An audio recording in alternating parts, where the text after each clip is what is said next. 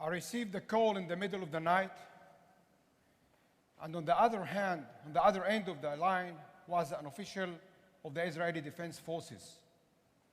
Simply, plainly, I was told there are casualties from Syria. Without thinking, I replied, "We are ready."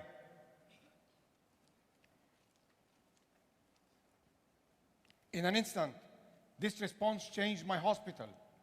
It changed our lives. At our hospital, it is our duty to serve the 600,000 Jews, Christians, Muslims, and Druze who make up the tapestry of the Galilee.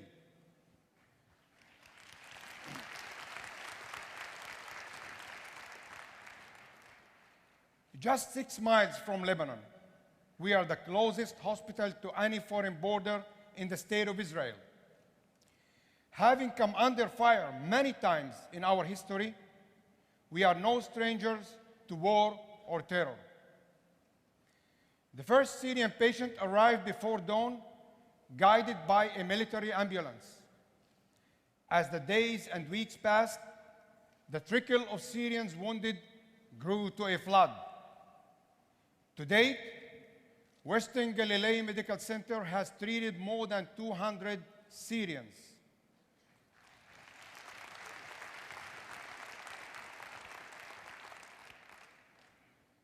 But who are these wounded? These mysterious patients who travel in secret. The whole story is wrapped in melodrama, victims of war seeking medical salvation at the hand of their sworn enemies.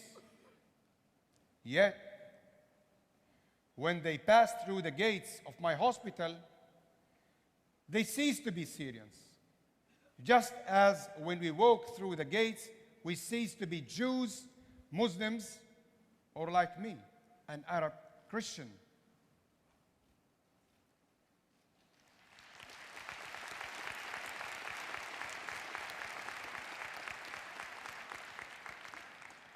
They are patients, we are caregivers, and nothing else matters.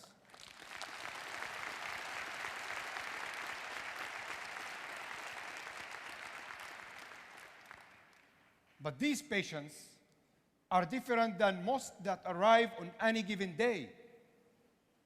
There will be no concerned spouse rushing to their side for support, no familiar voice guiding them out of their coma. Arriving unconscious, they awoke to a strange language and the sudden, terrifying realization that they are in Israel. For every patient, this fright, this mistrust is natural. They have been saved by the Israel they have been taught to fear and hate. But I have seen this terror dissolve into trust, to appreciation and thanks for the Israeli doctors who have saved their lives.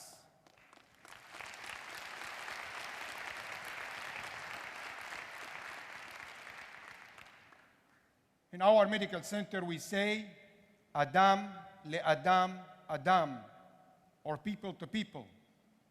In dealing with these wounded, we are not treating an enemy, a fighter, a foreigner. We are treating human beings.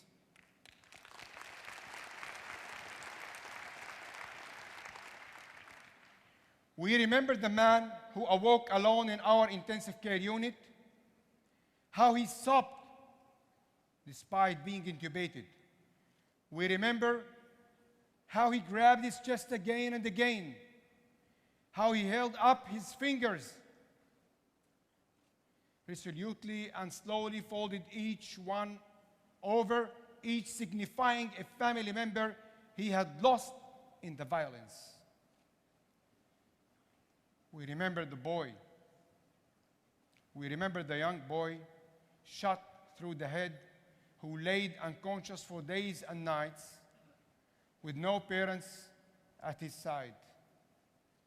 We remember him, how he left this world alone.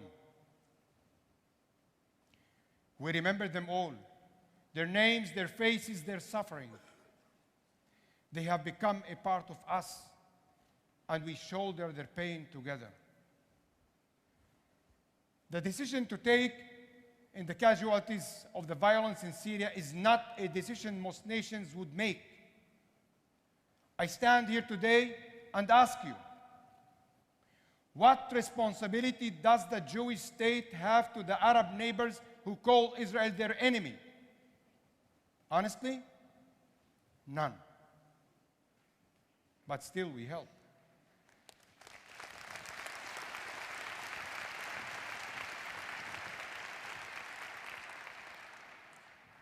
Israel's decision to provide medical care to Syrians in their time of need is recognition of a shared humanity and compassion.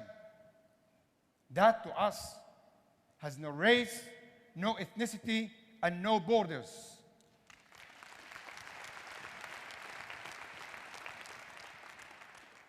We are one of 3 Israeli hospitals providing care to the Syrian wounded.